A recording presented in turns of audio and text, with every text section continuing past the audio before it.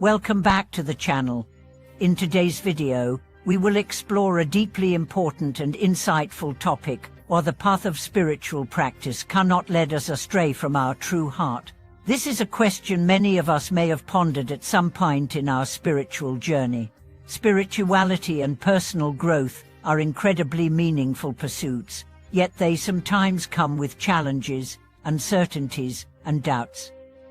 How can we be sure that our practice truly leads us to a deeper understanding of ourselves, instead of causing us to lose touch with our true essence? In this video, we will examine this very question, explore the wisdom that can guide us on this path, and understand why maintaining a connection to our true heart is fundamental to spiritual awakening.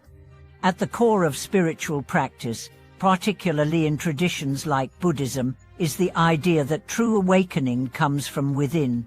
It is not about achieving a particular status, collecting accolades, or acquiring something external. Instead, it is about rediscovering the inherent wisdom and compassion that resides in each of us. However, as we walk the spiritual path, it's easy to become distracted or lost, especially when we get caught up in external expectations or the desire for validation. It's crucial, therefore, to ground ourselves in the understanding that genuine spiritual practice always leads us back to the heart. The heart, in this context, represents our core, our deepest essence. It is the seat of our true wisdom, compassion, and inner peace. When we speak of the heart in spiritual terms, we are not referring merely to the physical organ, but rather to the center of our being, where our authentic self resides. Our true heart is connected to the natural state of awareness, free from the clutter and distractions created by the ego, attachment, and desire. It is the source from which our actions, thoughts, and emotions can spring forth in alignment with the highest truth. Why then do so many people feel as if their spiritual practice leads them away from their true heart? The answer lies in the potential for attachment to the form of the practice itself. It is easy to become attached to the rituals, the teachings, or the identity of being a spiritual person. These attachments can create a false sense of security or pride that deters us from the true purpose of spiritual practice, to connect with and embody the wisdom of our heart. When we start focusing on external achievements, such as gaining knowledge or performing rituals perfectly, we may lose sight of the inner transformation that the practice is meant to bring. The essence of spiritual practice is not about doing things perfectly or attaining a specific goal. Rather, it is about cultivating an awareness that transcends the ego and the illusions of separation. This awareness connects us to the present moment and allows us to experience life as it truly is. When we practice mindfulness, meditation, or any other spiritual discipline, the goal is to quiet the mind, not to create new identities or further entrench the ego. In fact, true spiritual practice invites us to shed these false identities and return to our natural state of being. One of the key reasons people may feel that their spiritual path leads them astray is due to the tendency to search for external validation. Whether it's approval from others or a sense of accomplishment within a spiritual community, this validation can create a subtle form of attachment that draws us away from our true heart. Spiritual practice, when approached with the right mindset, is a deeply personal journey.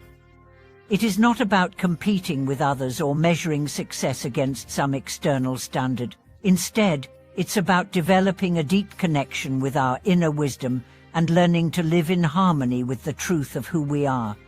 The challenge arises when we begin to measure our progress based on external markers.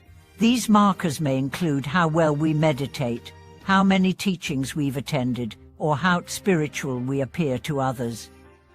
While these practices can be valuable, it's essential to remember that they are merely tools. The true goal of spiritual practice is not to accumulate achievements or accolades, but to cultivate a deeper connection with our true heart. When we focus too much on external validation, we risk losing touch with the very essence of the practice. Another potential pitfall in spiritual practice is the idea of perfection. Many people begin their spiritual journey with the expectation that they must become perfect, free from all flaws and mistakes. This desire for perfection can be rooted in a misunderstanding of what spiritual growth is truly about.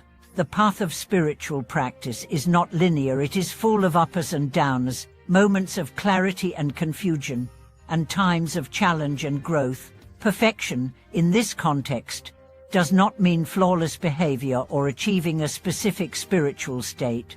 Rather, it means embracing our imperfections with compassion and using them as opportunities for growth.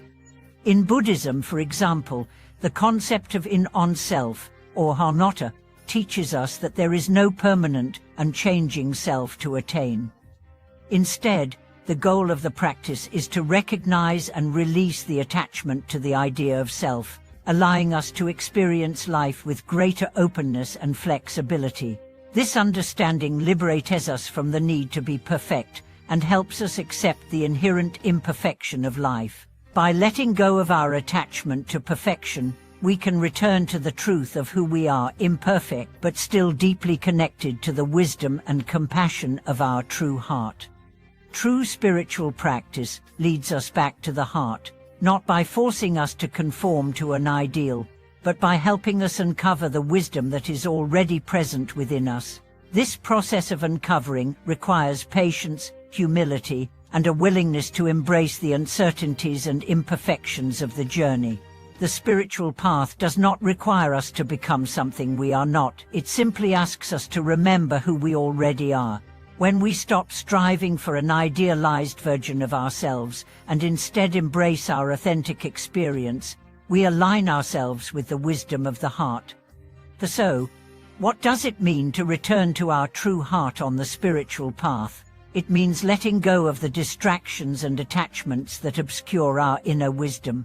It means practicing mindfulness and awareness in each moment, not to achieve some external result, but to deepen our connection with our authentic self. It means embracing both our strengths and weaknesses with compassion and recognizing that both are part of the same human experience. Ultimately, returning to the heart means living from a place of love, wisdom, and authenticity, free from the constraints of ego and attachment. The wisdom of returning to the heart can be found in all aspects of life, whether in our relationships, our work, or our spiritual practice. The heart is the source of true wisdom and peace. By practicing awareness and letting go of attachment, we cultivate a life that is in alignment with our deepest values. When we live from the heart, we move beyond the superficiality of external achievements and into a deeper connection with the world and with ourselves. In conclusion, the path of spiritual practice, when undertaken with the right intention, will never lead us astray from our true heart. Instead, it guides us back to the core of who we are, our authentic self. By letting go of attachment to external validation, perfection, and the ego, we return to the wisdom of the heart. True spiritual growth is about rediscovering the truth that is already within us and living in harmony with that truth. The wisdom you must know is that the heart is always the guiding force, and when we live from this place, we are aligned with the ultimate purpose of our spiritual journey. Thank you for watching today's video. If you have any thoughts or reflections on how your spiritual practice has helped you reconnect with your true heart, feel free to share them in the comments below. Don't forget to subscribe, like, and share this video with others who might find these teachings helpful. Together, let's continue our journey back to the heart. See you in the next video.